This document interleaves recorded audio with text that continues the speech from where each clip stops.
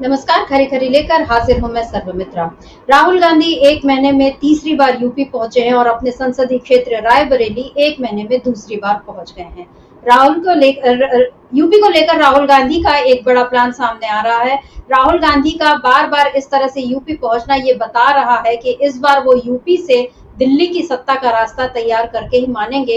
और इस सत्ता का रास्ता तैयार करने के लिए क्या कुछ सोच रहे हैं राहुल गांधी, आज इसी पर हम चर्चा करेंगे। लेकिन इस बीच आप ये जो स्क्रीन पर देख रहे हैं, राहुल गांधी पहुंचे हुए हैं रायबरेली, उनका संसदीय क्षेत्र, वो संसदीय क्षेत्र जो अब तक उनकी मां सोनिया गांधी संभाल रही थी। और इस बार जब सोनिया गांधी ने यह तय किया कि वो राज्यसभा जाएंगी, अब वो लोकसभा में नहीं रहेंगी, यानी वो सक्रिय राजनीति से थोड़ा पीछे हट रही हैं और राहुल गांधी को उन्होंने आगे किया अपनी संसदीय क्षेत्र में। यहाँ के लोगों को उन्होंने एक भावुक चिट्ठी लिखी थी जिसका जिक्र हम पहले भी कर चुके हैं, जिसमें उन्होंने ये कहा था कि मैं अपना बेटा आपको सौंप रही हूँ और अब राहुल जो है वो मेरी विरासत को यहाँ पर संभालेगा, आपका परिवार की तरह ख्याल रखेगा। और राहुल गांधी बिल्कुल किसी परिजन की तरह ही आज फिर पहुंच गए रायबरेली। एक महीने पहले जब उन्होंने इस संसदीय क्षेत्र में बड़ी जीत हासिल की थी, उसके बाद वो अपने मतदाताओं का धन्यवाद करने प्रियंका गांधी के साथ पहुंचे थे रायबरेली। और आज कल वो मणिपुर से जब लौटे हैं और उसके बाद आज वो फिर से रायबरेली पहुंचे हैं।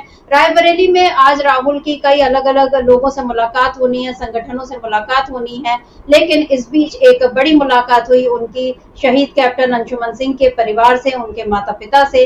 तो राहुल गांधी जिस तरीके से अब रायबरेली पहुंच रहे हैं, जिस तरीके से वो लोगों से मिलजुल रहे हैं, वहां पे विकास कार्यों का जायजा ले रहे हैं, बताया जा रहा है कि उनके अब कार्यकर्ताओं से, अधिकारियों से मुलाकात होने वाली है।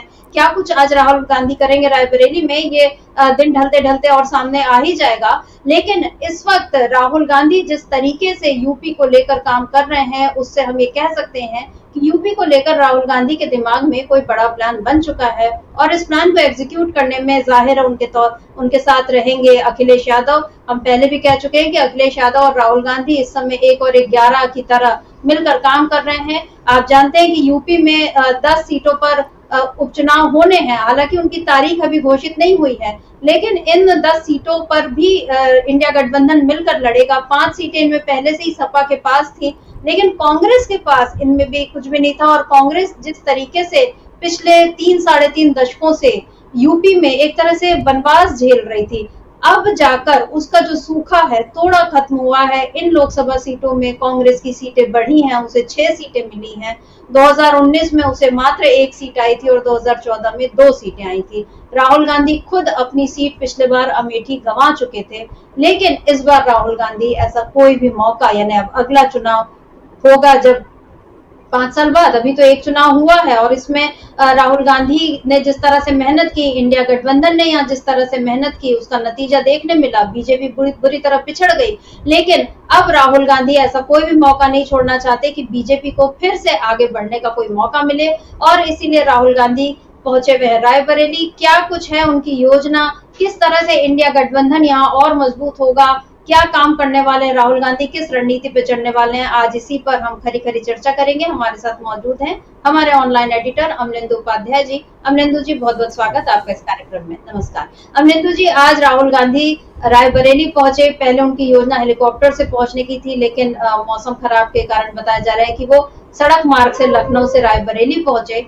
वहां जाकर उन्होंने सबसे पहले हनुमान मंदिर में मत्था टेका, पूजा की, और उसके बाद जब वो बाहर निकले तो वहां लोग उनके साथ, मतलब उनका स्वागत करने के लिए उमड़े हुए थे। राहुल गांधी जिस तरीके से इस समय चल रहे हैं, मतलब हिंदू धर्म को लेकर उन पर जो आरोप लगाए गए, यहाँ ये जो मंदिर पहुंचे हैं राहुल गांधी, जिस तरह से वो पहले भी गए हैं और उन्होंने तो हमेशा जब भी उन्हें मौका मिलता है वो करते हैं इस तरह की पूजा, लेकिन फिर भी बीजेपी उनको धर्म के नाम पर घेरने की कोशिश करती है। और खासकर यूपी में बीजेपी को ये उम्मीद थी कि धर्म का कार्ड उसका चल जाएगा, लेकिन इस बार यूपी में श्री राम की धरती यानी अयोध्या में यूपी को, मतलब बीजेपी को बुरी तरह मात मिली। और अब राहुल गांधी जिस तरीके से काम कर रहे हैं, जिस तरीके से अखिलेश यादव उनका साथ दे रहे हैं, क्या लगता है आपको कि यूपी का मतलब इस बार यूपी से दिल्ली का रास्ता राहुल गांधी तय कर ही लेंगे? देखिए समित्रा जी, यूपी से दिल्ली का रास्ता राहुल गांधी तय कर सकते हैं, निश्चित तौर पे कर सकते हैं। और जो परिस्थितियां हैं फ़िलहाल की, और जिस तरीके से 2024 के लोकसभा चुनाव परिणाम आए हैं, उससे साफ जाहिर होता है कि उत्तर प्रदेश में ज़बरदस्त तरीके से इंडिया गठबंधन ने बढ़त बनाई है। अब राहुल गांधी उत्तर प्रदेश को ख़ास तौर से अपनी तवज्जो दे रहे हैं और यहाँ को उत्तर प्रदेश को केंद्रित कर रहे हैं, ये भी समझ में आ रहा है। उसके पीछे सीधा सीधा समीकरण यही है कि आने वाले दिनों में जब भी चुनाव हो, चाहे लोकसभा का या विधानसभा का, उत्तर प्रदेश से बड़ी बढ़त लेकर के आगे बढ़ा जाए, ताकि भारतीय जनता पार्टी को पूरे देश में परास्त किया जा सके और उत्तर प्रदेश में भी भारतीय जनता पार्टी की सरकार हटाई जा सके। इसको ध्यान में रखते हुए राहुल गांधी यहाँ काम कर रहे हैं। आज देखिए, महत्वपूर्ण बात यह है समित्रा जी कि आज 1 महीना पूरा हो गया है नरेंद्र मोदी को प्रधानमंत्री के तौर पे शपथ लिए हुए तीसरी बार। और आज यानी कि पहला उनका महीना पूरा होने पे उसकी जो कहा जाए एक तरीके से जो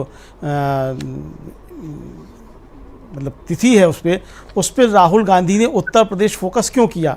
चर्चा ये है महत्वपूर्ण कि उत्तर प्रदेश वैसे भी राहुल गांधी आते हैं, उनका ये तीसरा दौरा है 1 महीने के अंदर उत्तर प्रदेश का, और रायबरेली का दूसरा दौरा है।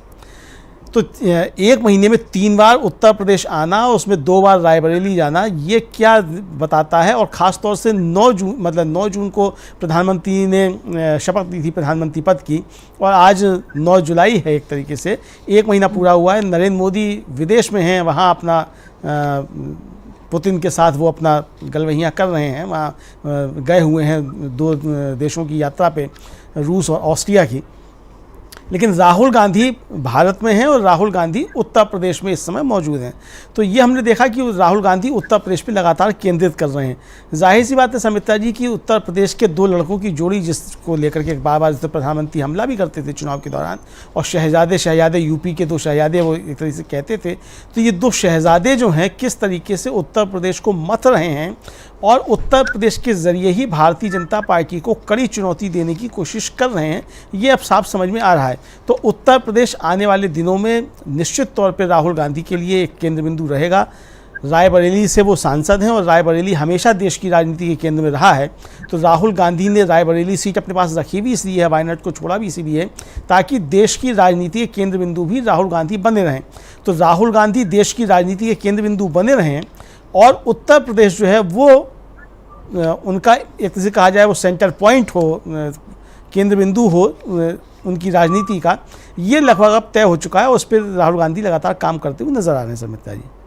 जी बिल्कुल, राहुल गांधी लगातार काम कर ही रहे हैं। हम यही बताना चाह रहे हैं अपने दर्शकों को भी कि बहुत से मीडिया चैनल इस तरह की खबरें दे रहे हैं कि अब राहुल बदले हुए नजर आ रहे हैं, लेकिन राहुल गांधी बदले बिल्कुल नहीं है। जिस तरह की राजनीति वो लोकसभा में नेता प्रतिपक्ष बनने के पहले किया करते थे, वो अब भी वही कर रहे हैं। वो लगातार लोगों के बीच पहुंच रहे हैं, वो लगातार जनता से जुड़ रहे हैं, लगातार जनता से कनेक्ट करके उसकी समस्याओं को जान रहे हैं।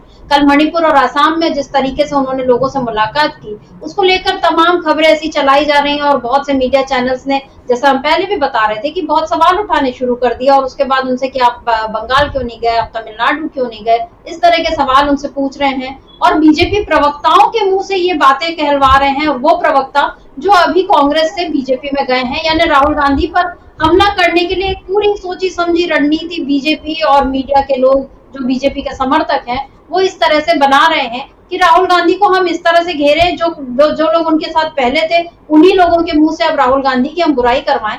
लेकिन ऐसा कोई भी दांव उनका जो है वो सफल नहीं हो पा रहा है, क्योंकि पलट कर सवाल उनसे भी फिर पूछे जा रहे हैं। आज मोदी मॉस्को में हैं और उन्होंने वहां पर जो भारतीय समुदाय है उसको संबोधित किया, और अपने संबोधन में मोदी जी ने फिर अपनी तारीफें करनी शुरू कर दी। फिर वही सारी बातें कि 2014 से पहले कैसा निराशाजनक माहौल था और अभी कैसा भारत में माहौल है, और अभी कैसे दुनिया जो है भारत को देख रही है कि हम कितनी प्रगति कर चुके हैं और इतनी तरक्की देखकर दुनिया हैरान है।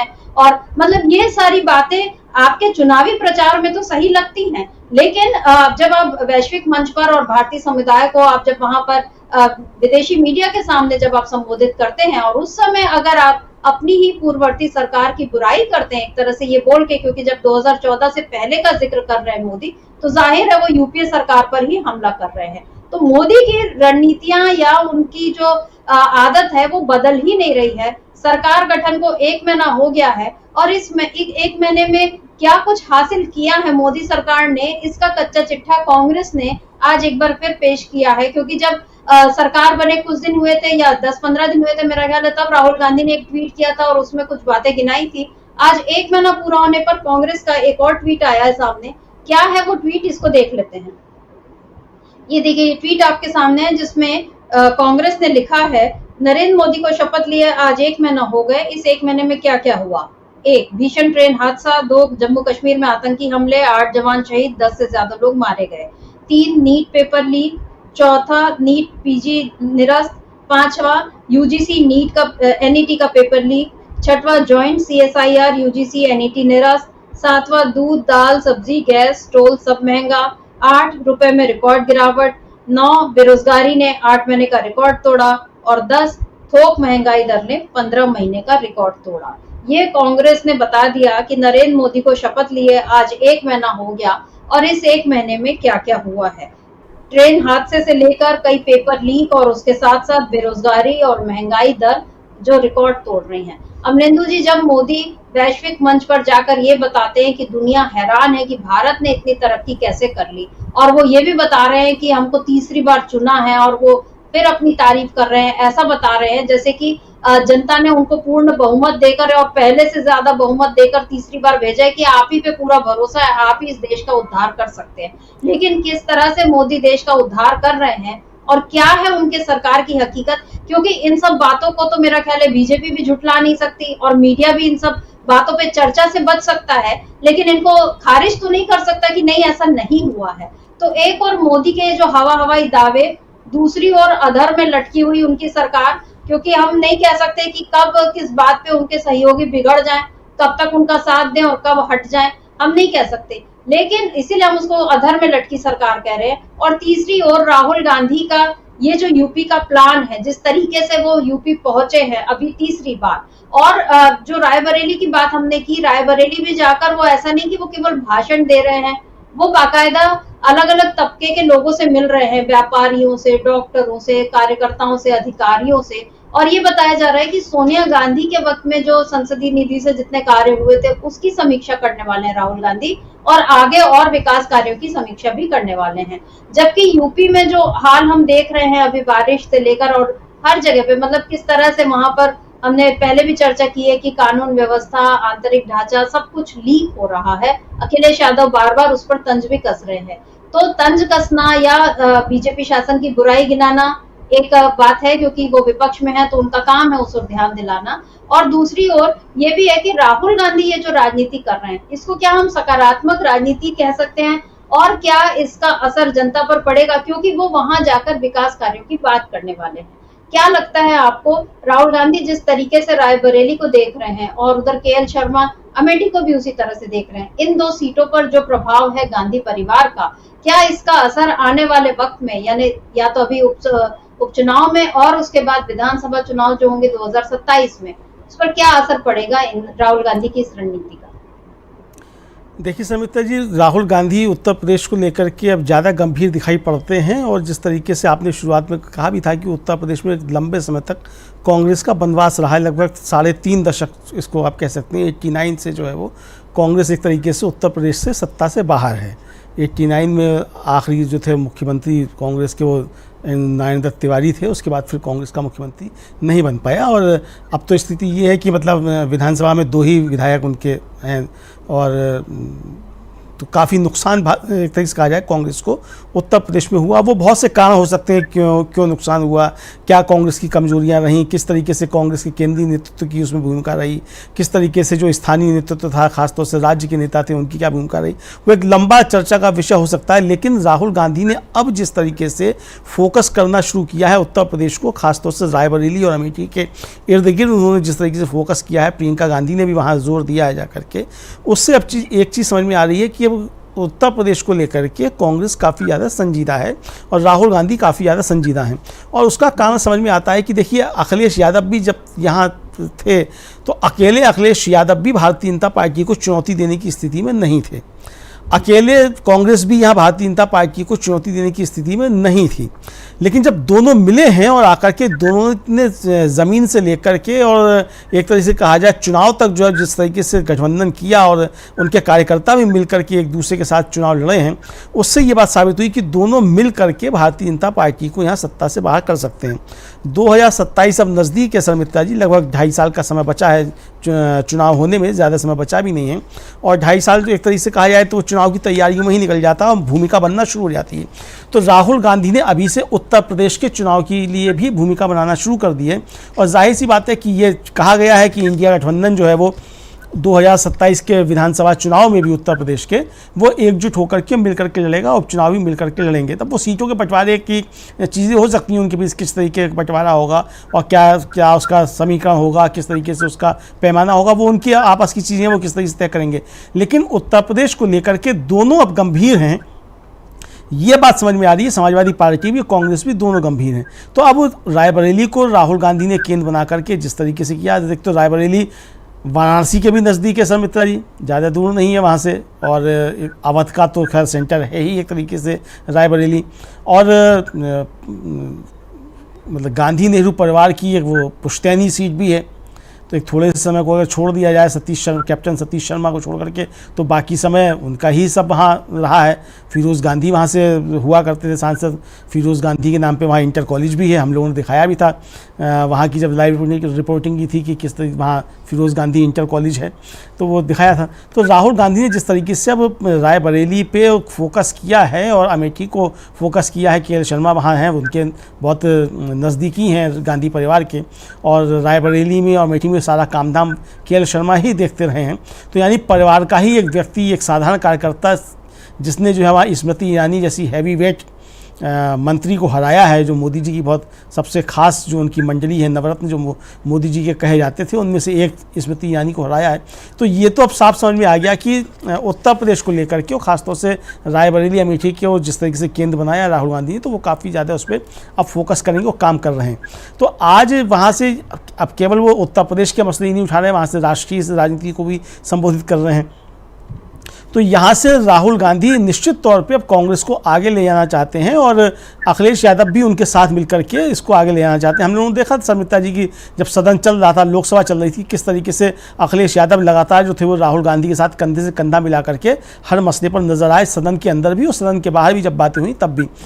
अखिलेश यादव का चाहे भाषण हो, चाहे राहुल गांधी का भाषण हो सदन में, दोनों के भाषण में चीज़ें मतलब वस्तु, उनकी जो कथा वस्तु थी वो एक ही थी, बिल्कुल अलग नहीं थी बातें। वो कहने का तरीका दूसरा हो सकता है, अंदाज दूसरा हो सकता है, लेकिन जो उसका कथ्य था वो एक ही था। तो यानी कि मुद्दों को लेकर के और दोनों एकजुट हैं और बिल्कुल एकमत हैं कि किन मुद्दों को लेकर के उत्तर प्रदेश में आगे बढ़ा जाना है या केंद्र की राजनीति भी करना है, तो किस तरीके से एकजुट होकर के किया जाना है।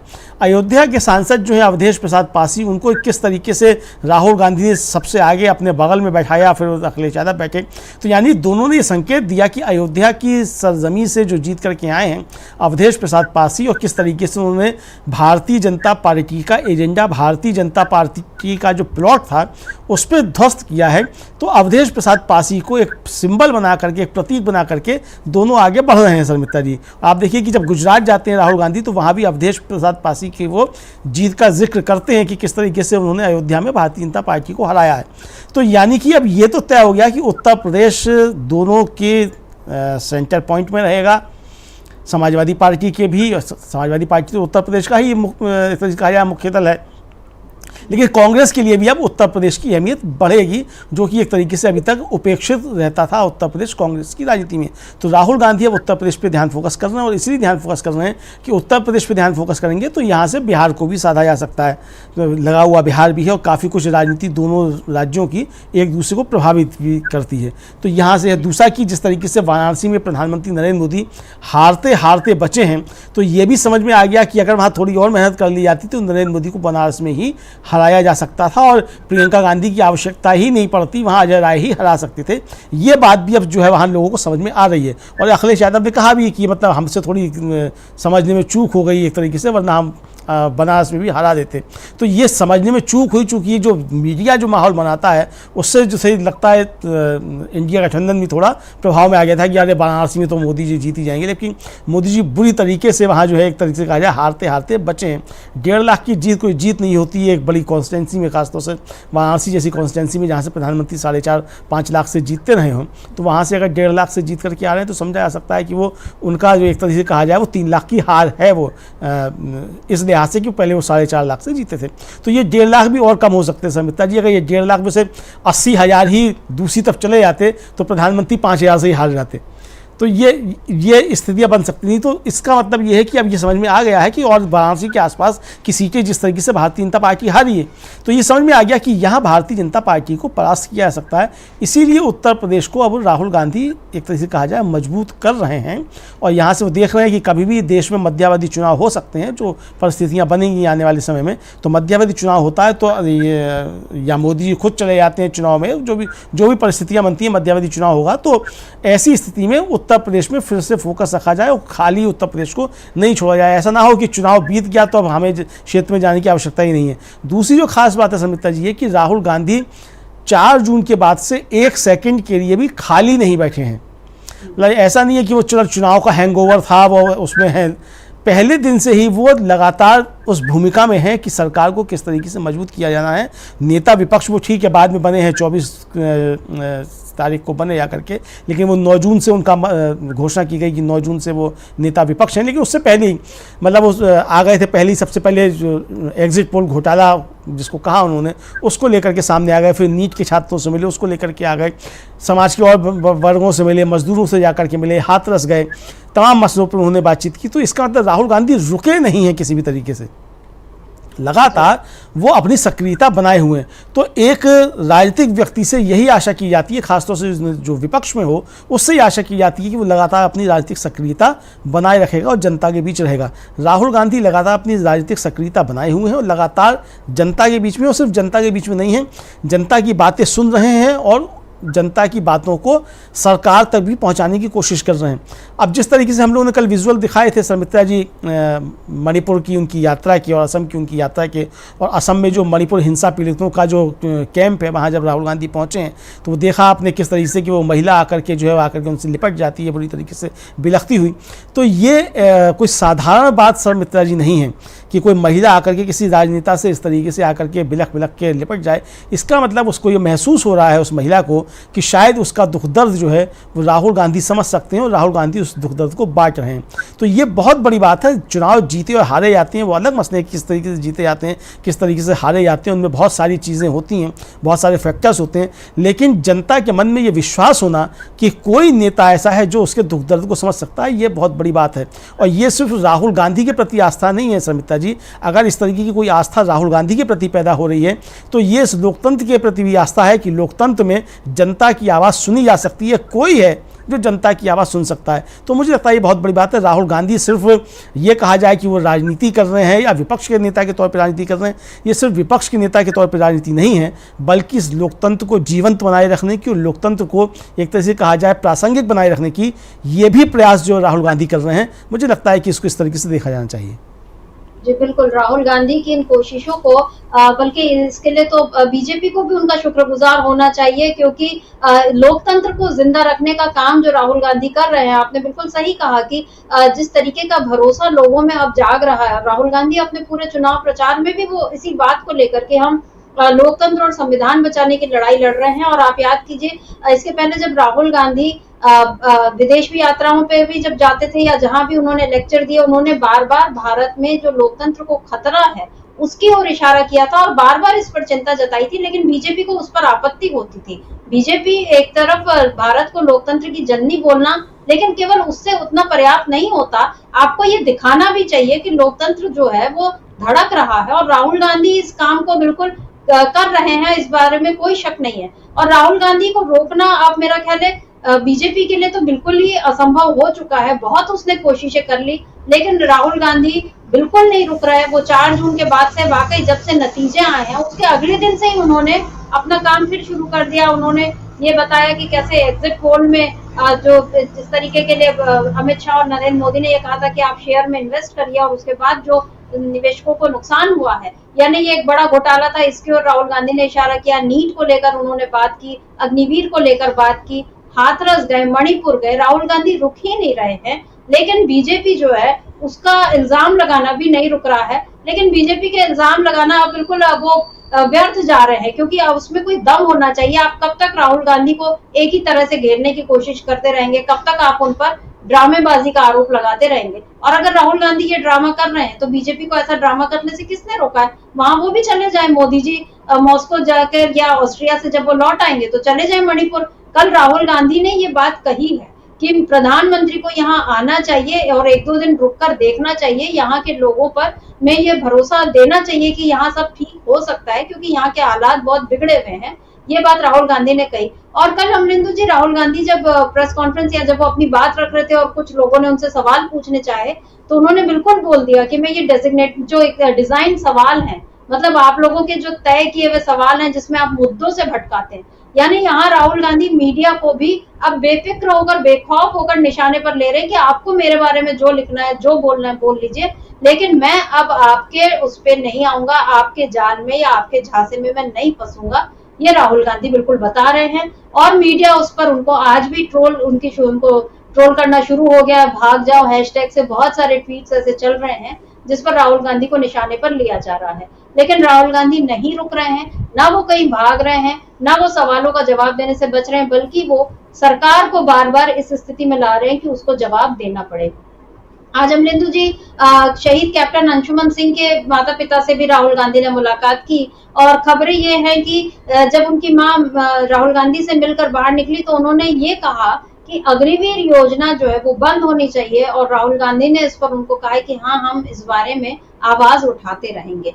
अग्निवीर योजना मतलब शहीद कैप्टन जो थे अंशुमन सिंह, उनका तो वो अग्निवीर नहीं थे, वो बाकायदा मतलब वो पहले के कैप्टन थे, लेकिन जिस तरीके से उनकी मां ने अग्निवीर का मसला उठाया है, आपको क्या लगता है? क्योंकि यूपी, बिहार, उत्तराखंड, हरियाणा, पंजाब, इन तमाम राज्यों से बहुत सारे लोग, बहुत सारे लड़के सेना में भर्ती होने की तैयारी हर साल करते हैं और ऐसे में उनका ये कहना, क्या आपको लगता है कि अग्निवीर योजना यूपी चुनाव में भी एक बड़ा मुद्दा बनेगी? पहले समझते मुझे लगता है कि उनकी हम बाइट सुन लेते हैं, फिर मैं अपनी बात रखता हूँ। चूंकि उनकी बाइट आ गई है तो पहले हम वो सुन लेते हैं वो क्या कह रही है, फिर मैं अपनी बात आगे रखता हूँ। समझते फौज के बारे में ज़्यादा डिस्कस हुई है और ज़्यादातर के अग्निवीर पे चर्चा किए हम लोग कि और बेहतर हो सकता है ना, क्योंकि दो तरह का फौज नहीं होना चाहिए, इस पे भी हम चर्चा किए। और मैं जो सरकार है उनसे भी उम्मीद है कि वो शायद राहुल गांधी जी का स्पीच सुने और उस पर फॉलो करें, उस पर विचार करें। मैं सरकार से भी निवेदन करूंगी कि फौज को दो तरह का ना बांटे, इस पे भी चर्चा हुई है। राहुल गांधी जी से आप खुद मिलने आई थी, उन्होंने आपको बुलाया 2 दिन से बुला रहे थे, क्योंकि वहाँ जब राष्ट्रपति भवन में मिले थे तो वो मुझे इमोशनल देख के उन्होंने बोला कि आप नंबर अपना दे दो फिर हम मिलेंगे, तो उसी दिन से वो बुला रहे थे। कैसी मुलाकात रही? बहुत अच्छी, पॉजिटिव ही आई है। आपने अपने बेटे को खोया है क्या कुछ कहेंगी? और शायद वो बेटा ही मुझे यहाँ तक पहुँचाया है। मैं अभी तक तो बहुत निगेटिव आ रहा था दिल में, पर अभी मैं बहुत पॉजिटिव हूँ, क्योंकि आसान नहीं होता है एक माँ के लिए बेटा खोना।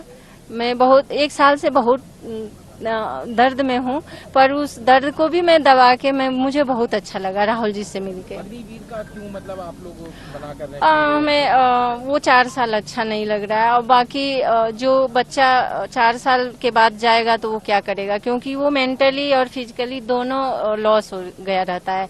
क्योंकि जो फौजी की बीवी है वो फौजियों को देखती है, बहुत स्ट्रांग बनना पड़ता है फौजी बनने के लिए, और वो 4 साल में सब खत्म हो जाएगा। उनका जो पढ़ाई लिखाई सब ब्रेक हो जाएगा 4 साल, तो उससे वो कमजोर हो जाएंगे, फिर आगे कोई तैयारी नहीं कर पाएंगे। मंजू सिंह। अमरिंदु जी, जो मंजू सिंह जी हैं, कैप्टन अंशुमन सिंह की मां, शहीद हुए हैं उनके बेटे।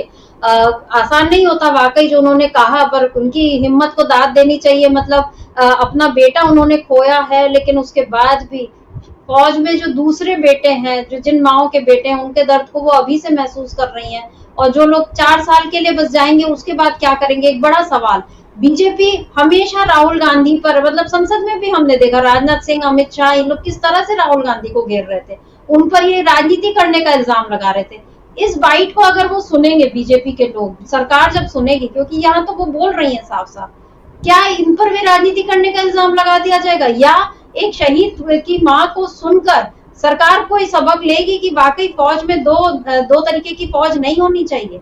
क्या कहेंगे अमरिंदर जी? देखिए सर मित्रा जी, एक तो ये सरकार कोई सबक लेगी ऐसी हमको कोई आशा नहीं करनी चाहिए कि कोई सरकार कोई सबक लेगी, क्योंकि ये सरकार सबक लेने वाले लोगों की है नहीं। क्योंकि अगर इनको सबक लेना होता तो इनको सबक ले लेना चाहिए था कि 2024 का जो लोकसभा चुनाव का परिणाम आया उससे इनको सबक लेना चाहिए था, लेकिन ये सबक लेने वाले लोगों में है नहीं। तो ये कोई सबक लेंगे ऐसी हमको, मुझे लगता है, आशा नहीं करनी चाहिए, कोई सबक नहीं लेंगे। लेकिन जिस तरीके से शहीद अंशुमन सिंह की माँ जो है वो जो बात रख रही हैं समिता जी, और बहुत दर्द के साथ वो इस बात को कह रही हैं, और मुझे लगता है कि ये दर्द जो है हर एक उस का है जिसने भी अपने बेटा खोया है फौज में जिनके बेटे हैं, वो कह रही है। लेकिन वो जो एक और बात महत्वपूर्ण कह रही है समिता जी, उसकी तरफ ध्यान देने की, कि उनको राहुल गांधी से मिलकर के बड़ा संतोष हुआ, और वो मतलब अपने दर्द को जो है मतलब एक तरह से कहा जाए उसको बर्दाश्त कर पाई। ये बात बहुत महत्वपूर्ण है। जो बात मैं कह रहा था कि कोई महिला अगर आकर के राहुल गांधी से लिपट जाती है, चाहे वो मणिपुर की महिला हो, और आकर के वो समझती है कि शायद कोई उसका दुख दर्द जो है वो समझ सकता है, उसको बांट सकता है, यही दर्द जो एक तरीके से है वो मंजू सिंह का भी समिता जी समझा जा सकता है। उन्होंने अपना गला काफ़ी रोकने की कोशिश की है कि रुंधना गला जो है वो उनकी आवाज़ निकल रही है, उसको रोकने की कोशिश की, लेकिन उन्होंने अपनी बात पूरी कही है। और अग्निवीर को लेकर के जो कही और कहा है कि शायद राहुल गांधी की बात को ये सरकार सुने, यही शब्द हैं उनके जो मैंने सुना है, जो मुझे याद पड़ रहा है, जो उन्होंने कहा कि राहुल गांधी की बातों को जो है ये सरकार सुने, और 2 तरीके की फ़ौज नहीं होनी चाहिए। तो ये सरकार इस पर अब काम करती नहीं करती समिता जी, ये सरकार के ऊपर। लेकिन राहुल गांधी ने भी सदन के अंदर कहा, और अखिलेश यादव ने भी अपने भाषण के दौरान कहा था कि हम आएंगे तो हम अग्निवीर को समाप्त कर देंगे, ख़त्म कर देंगे। ये दूसरा कि किस तरीके से जो आपने कहा कि क्या इनको भी अब ट्रोल करेंगे, वो तो ट्रोल कर रहे हैं कल से भाई, इनकी पुत्रवधू को वो ट्रोल कर रहे हैं संगी, और उस शहीद अजय के परिजनों को भी ट्रोल कर रहे हैं, जिन्होंने कहा था कि वो पैसा हमको नहीं दिया, केंद्र सरकार ने नहीं मिला है, हमको राज्य सरकार की तरफ से 50 लाख रुपया मिला था और उसका पैसा मिला है इंश्योरेंस का, ट्रोल कर रहे हैं। तो ये बहुत ही निकृष्ट तरीके के लोग हैं सर मित्रा जी, असल में कहना नहीं चाहिए, इन शब्दों का इस्तेमाल करना नहीं चाहिए, लेकिन जिस तरीके के इनके काम हैं उसको देखते हुए इससे ज़्यादा कोई उपयुक्त शब्द मुझको सूझ नहीं रहा है। ये बहुत निकृष्ट तरीके के मतलब किस्म के लोग हैं, ये किसी को भी ट्रोल कर सकते हैं, और मानवीय संवेदना इनके यहाँ नहीं बची है। नरेंद्र मोदी के आने के बाद भारतीय जनता पार्टी में, और पहले भी रहा, मतलब जो उनको प्रशिक्षण मिलता रहा होगा वो उसी तरीके का मिलता रहा है, लेकिन नरेंद्र मोदी के आने के बाद तो इन्होंने एक तरीके से कहा जाए समिता जी मानवीय संवेदना का एकदम से ख़त्म कर दी है, मतलब अपने समर्थकों के बीच में, और वो मतलब मनुष्य रह ही नहीं गए, इस तरीके के बर्ताव करते हैं जिस तरह की बातें आती हैं। अब मंजू सिंह जो बातें कह रही हैं, मंजू सिंह की इन बातों में भारतीय जनता पार्टी क्या निकालेगी? क्या ये कहेगी ये राहुल गांधी की एजेंट हैं?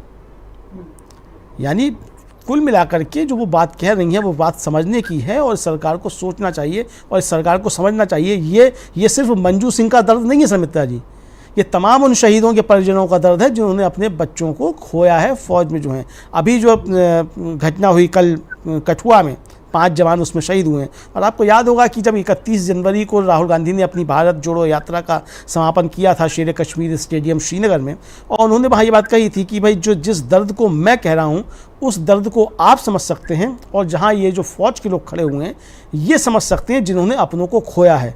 तो जिन्होंने सरमित्ता जी देश के लिए बलिदान दिया है वो राहुल गांधी का भी दर्द समझ सकते हैं, वो मंजू सिंह का दर्द भी समझ सकते हैं, वो मणिपुर की उन महिलाओं का भी दर्द समझ सकते हैं जो राहुल गांधी से आकर के लिपट रही हैं, लेकिन वो लोग इस दर्द को नहीं समझ सकते जिन्होंने सुबह से लेकर शाम तक जो है वो सांप्रदायिक घृणा फैलाने का काम किया है, तो वो इनके दर्द को किसी भी तरीके से नहीं समझ सकते हैं। तो ये महत्वपूर्ण बात है। मुझे लगता है कि सरकार को इससे सबक लेना चाहिए, लेकिन फिर वही बात है कि हमको तो लगता है कि सरकार को सबक लेना चाहिए, लेकिन क्या सरकार सबक लेगी? प्रधानमंत्री तो आज भी रूस में खड़े होकर के बातें कर रहे, बहुत लंबी चौड़ी बातें कि दुनिया में बहुत नाम हो रहा है और अर्थव्यवस्था बहुत बढ़ रही है। तो अर्थव्यवस्था अगर आपकी बढ़ रही है तो ये 80 करोड़ लोगों को अनाज क्यों दिया जा रहा है? अगर अर्थव्यवस्था आपकी बढ़ रही है तो अगर अंबानी की संपत्ति बढ़ रही है या अडानी की संपत्ति बढ़ रही है, उससे देश को क्या भला हो रहा है? देश के लिए क्या चीज़ें बढ़ रही हैं? लोगों के जीवन स्तर में क्या सुधार हो रहा है? सवाल ये है कि आपने कितने नए रोजगार पैदा किए। अगर देश बढ़ रहा है तो अच्छी बात है, देश बढ़ रहा है, आप जा रहे हैं, आपका स्वागत हो रहा है, बहुत अच्छी बात है। भारत के प्रधानमंत्री हैं आप, तो आपका स्वागत हो रहा है।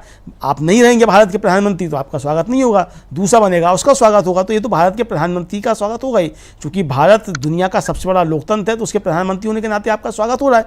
लेकिन आप जो काम कर रहे हैं, मतलब आपकी सरकार जो काम कर रही है, उस सरकार की नीतियों का क्या फ़ायदा और क्या नुकसान जनता को हो रहा है, इसके बारे में कुछ प्रकाश डाला जाए।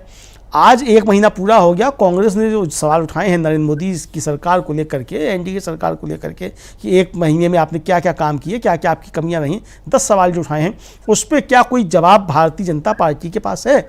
मुझे लगता है कि उसका जवाब कोई भारतीय जनता पार्टी के पास समिता जी नहीं है। और मंजू सिंह का दर्द जो है वो सिर्फ मंजू सिंह का दर्द या सिर्फ शहीद अंशुमन सिंह की माँ का दर्द नहीं है, ये सारे शहीदों के परिजनों का दर्द है समिता जी। बिल्कुल, और इस दर्द को वह अच्छे से समझ सकता है जिसने खुद भी अपने परिजनों को खोया है। लेकिन दूसरी ओर जिन मानवीय संवेदनाओं की बात आप कर रहे हैं अमरेंदु जी, हमने देखा है कि प्रधानमंत्री मोदी ने अपने चुनावी भाषण में एक बार कांग्रेस की विधवा कहा, और अभी भी वो उन्होंने जिस तरीके से गांधी परिवार की शहादत का मजाक उड़ाया था कि मंगलसूत्र और वो चोरी कर लेंगे, उस पर जो प्रियंका गांधी का जवाब था कि मेरी माँ का मंगलसूत्र कुर्बान हुआ है। हालांकि इस पर भी बीजेपी के लोगों ने ट्रोल किया। तो ये बिल्कुल जाहिर है कि वाकई बीजेपी, इस वक्त की जो बीजेपी है या जो मोदी समर्थक हैं, उनमें ये जो दूसरों के लिए दर्द, करुणा, ये सारी बातें, ये सारे भाव पता नहीं कहाँ गायब हो गए हैं, कहाँ इन लोगों ने सत्ता के लिए उसको दबा के रख दिया है, हम नहीं कह सकते। और ये कब लौट कर आएंगे या उभरेंगे कब?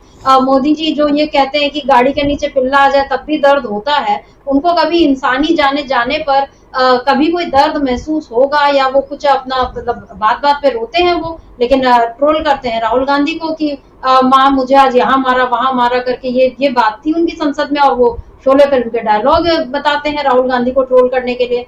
तो ये स्तर राहुल गांधी मतलब मोदी का है राहुल गांधी के लिए। लेकिन राहुल गांधी इन सब बातों से अपना वो मतलब बिल्कुल बेपरवाह या उन सब बातों से बेअसर वो अपनी एक अलग लाइन खींचते जा रहे हैं। और आज इस लाइन को हमने देखा, मतलब जिस तरीके से वो पहुंचे रायबरेली, और जहां उन्होंने एक शहीद के परिवार से मुलाकात की, तो ये एक बड़ा मैसेज है मोदी सरकार के लिए और साथ ही एक देश की जनता के लिए भी, कि राहुल गांधी किस किस्म की राजनीति कर रहे हैं और किस किस्म की राजनीति से आगे मतलब देश को ले जाया जा सकता है। केवल नफरत वाली बात नहीं, राहुल गांधी जो बात करते रहे हैं मोहब्बत की दुकान, तो ये मोहब्बत की दुकान खोलने का सिलसिला उनका अभी भी जारी है। और जो आज हम जिस पर चर्चा कर रहे हैं अमरेंदु जी की, यूपी के लिए राहुल गांधी का बड़ा प्लान, तो जो अब उपचुनाव होने वाला है, अभी मतलब कल जो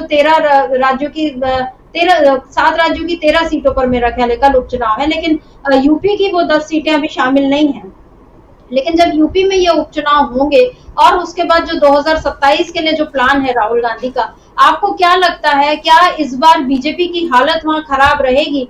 क्योंकि अभी ये खबर भी आई थी कि जो यूपी में समीक्षा बैठक हुई थी बीजेपी की, जिसमें वो कि अपनी हार उसको क्यों मिली, और उस समीक्षा बैठक में जो अनुप्रिया पटेल, जो माफ कीजिए मैं नाम भूल रही हूँ, इनकी अपना दल वाली पटेल जो है, अनुप्रिया पटेल, वो नहीं पहुंची, उनके पति भी नहीं पहुंचे, ये दोनों लोग नहीं पहुंचे। ये अभी से वहां पर एक जो रिफ्ट दिखाई दे रहा है बीजेपी और उसके सहयोगियों के बीच, आपको क्या लगता है, क्या यूपी में जो अगला चुनाव होगा वहां बीजेपी अकेले मुकाबला करने की स्थिति में होगी इंडिया गठबंधन के आगे, या उसके साथ ही उसका इस बार अब जो हश्र हो चुका है उसको देखते हुए आगे उसका साथ देंगे? देखिए समिता जी, भारतीय जनता पार्टी के लिए बहुत कठिन है अब उत्तर प्रदेश, और अब पुरानी स्थिति में लौटना असंभव लगता है, चूँकि जिस तरीके से उत्तर प्रदेश की हवा बदली है और राहुल गांधी और अखिलेश यादव दोनों उत्तर प्रदेश पे जिस तरीके से केंद्रित किए हुए हैं, उससे अब ये कोई उम्मीद करना कि भारतीय जनता पार्टी अपना पुराना वैभव प्राप्त कर सकेगी, ऐसा संभव दिखाई नहीं पड़ता है। बाकी राजनीति है, कभी भी कुछ भी हो सकता है, इसके लिए हम कुछ नहीं कह सकते। हो सकता है कल को भीम आर्मी के चंद्रशेखर आज़ाद की ही जो है सरकार बन जाए, ये भी हो सकता है। तो मतलब वो संभावनाएं हैं अलग अलग तरह की, वो हो सकती हैं, लेकिन फिलहाल की जो परिस्थितियाँ उसमें ऐसा प्रतीत नहीं होता है कि भारतीय जनता पार्टी उत्तर प्रदेश में अपना पुराना वैभव प्राप्त कर सकेगी, क्योंकि जिस तरीके से उसको नुकसान हुआ है, जिस तरीके से मुद्दे बने हैं, खासतौर से संविधान को बचाने का मुद्दा उत्तर प्रदेश में जितना गर्म रहा समित्रा जी, उसने भारतीय जनता पार्टी को ज़बरदस्त तरीके से नुकसान पहुंचाया है। और भारतीय जनता पार्टी की जो अंदरूनी पॉलिटिक्स है वो भी अब भारतीय जनता पार्टी के लिए काफ़ी सिरदर्द पैदा कर रही है, चूँकि योगी आदित्यनाथ को लेकर के जिस तरीके से खबरें चली पूरे चुनाव के दौरान कि मोदी जी अगर तीसरी बार प्रधानमंत्री बन जाएंगे तो सबसे पहले योगी आदित्यनाथ को हटाएंगे, और हम लोगों ने देखा भी समिता जी कि उसके बाद चुनाव परिणाम आने के बाद जिस तरीके से योगी आदित्यनाथ को टारगेट करने की कोशिशें मोदी समर्थकों की तरफ से होने लगी सोशल मीडिया पे, और जो बैठकें हो रही हैं इनकी, उनकी भी जो खबरें आ रही हैं निकल करके, उसमें भी जो है वो एक दूसरे ऊपर आरोप प्रत्यारोप और कहीं कहीं तो जूते चलने की भी खबरें जो है आ रही हैं, वीडियोस तमाम वायरल हो रहे हैं। तो इससे ये समझा सकता है कि बहुत आसान भारतीय जनता पार्टी के लिए नहीं है, और ये समझा जाता है कि योगी आदित्यनाथ और नरेंद्र मोदी के बीच में जो है वो म्यान से तलवारें बाहर निकल चुकी हैं। मोदी जी शायद चाहते हैं कि योगी आदित्यनाथ को बदल दिया जाए, योगी आदित्यनाथ जो है वो मजबूती के साथ डटे हुए हैं कि बदल करके देखो हम दिल्ली को बदल देंगे। तो इस तरीके की खबरें लगातार चल रही हैं।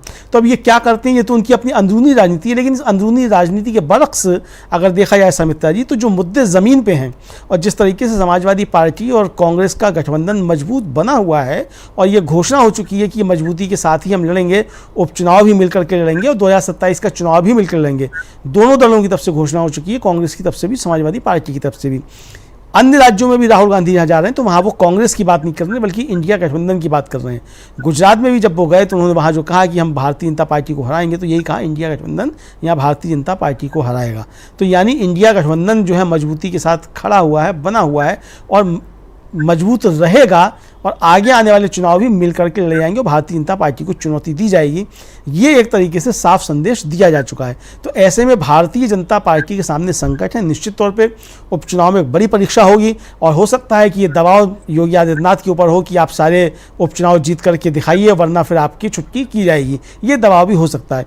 अगर इस तरीके का कोई दबाव होता है तो फिर योगी आदित्यनाथ की सरकार जो है किस तरीके से उपचुनाव मैनेज करती है वो देखना होगा। हम लोग जानते हैं कि उपचुनाव जहां सरकारें होती हैं तो उन राज्य सरकारों के बस में काफ़ी कुछ हद तक बहुत सारी चीज़ें होती हैं, पुलिस प्रशासन होता है और बहुत सारी तिकड़में होती हैं।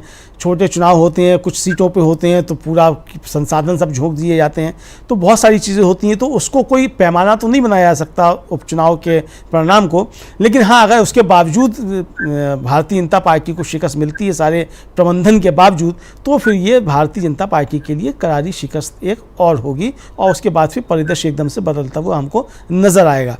तो अब देखना ये कि उत्तर प्रदेश में उपचुनाव कब होते हैं। 10 सीटों के उपचुनाव हैं। घोषणा तो ये हो चुकी है कि कांग्रेस और समाजवादी पार्टी मिलकर के चुनाव लड़ेंगे।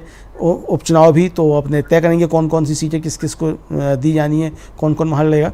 लेकिन जो तैयारियां हैं उससे ये साफ जाहिर होता है कि भारतीय जनता पार्टी के लिए परेशानियां हैं, और राहुल गांधी यूपी के लिए एक बड़ा प्लान जो है वो तैयार कर चुके हैं। समिता जी, बड़ा प्लान राहुल गांधी का तैयार हो गया है और राहुल गांधी उस प्लान को अब अमल में लाने की शुरुआत भी उन्होंने कर दी है। 1 महीने में यूपी का तीसरा दौरा, चुनाव जीतने के बाद तुरंत बाद रायबरेली पहुंचना, अब नेता प्रतिपक्ष बनने के बाद रायबरेली पहुंचना, इस बीच हाथरस और अलीगढ़ जाकर वहां के पीड़ितों का दुख दर्द बांटना, ये सारी बातें बता रही हैं कि राहुल गांधी अब रुकने वाले नहीं हैं। बीजेपी के लिए अब मुसीबतें जो है यूपी में और बढ़ने वाली हैं, क्योंकि उपचुनाव जाहिर है किसी सत्ता को वो बदल नहीं सकते, लेकिन मतलब इसका असर आने वाले चुनाव पर जो 2027 में यूपी में होंगे चुनाव, उस पर जरूर पड़ेगा, और इसके साथ साथ केंद्र सरकार में भी उस पर, सरकार पर एक मनोवैज्ञानिक असर इन चुनाव के नतीजों का पड़ेगा ही। अब देखना यह है कि बीजेपी इस चुनाव में कोई कमाल कर पाएगी नहीं कर पाएगी, लेकिन राहुल गांधी जिस तरीके से आज रायबरेली पहुंचे और उसके बाद वो जिन अलग अलग तबकों के लोगों से मुलाकात आज करेंगे हमने बताया, और इसके साथ ही अभी आपने सुना शहीद कैप्टन अंशुमन सिंह की मां से उनकी जो मुलाकात हुई, ये सारी बातें बता रही हैं कि राहुल गांधी अब रुकने वाले नहीं हैं और अपने प्लान को लेकर उनकी जो उनका काम है वो बिल्कुल शुरू है। आज रायबरेली में राहुल गांधी शाम तक रहेंगे और उस बीच उनकी क्या खबरें आती हैं इस पर हमारी नजर बनी रहेगी, और इस सबसे आगे भी हम इस पर चर्चा करते रहेंगे के बाकी कार्यक्रमों में। अमलेंदु जी, आज इस चर्चा को हम यहीं रोकते हैं। आपका बहुत बहुत शुक्रिया, और शुक्रिया आप तमाम दर्शकों का जो आज हमारे साथ इस चर्चा में आपने इसको ध्यान से सुना। आगे भी बने रहिए डीबी लाइव के साथ, देखते रहिए डीबी लाइव। नमस्कार।